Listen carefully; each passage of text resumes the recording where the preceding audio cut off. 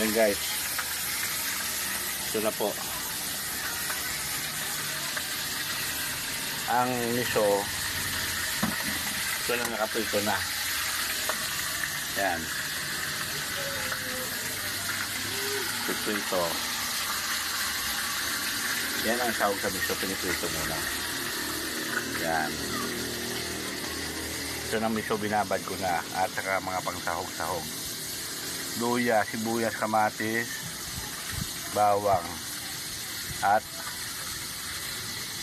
mustasa. May okra pa ba yun, ma? Wala. Wala, no? May okra ako doon binili. Di ba, huwag na isama. Yan. Yan po sa miso. Yan, bali 4 na kilo itong prito. Ang isasahog ko. Yan. 4 na kilo ito, 2 balot. Yan.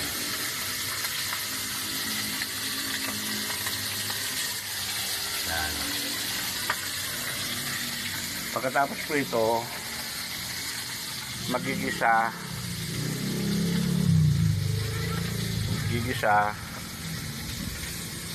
Yan. Yan lang, sahog niya.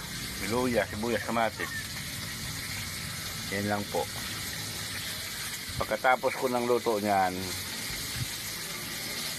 luluto na naman ako ng apan-apan. Yung, ano ba yun? Tangkay ng kamuti, ng kangkong. Okay, tempor.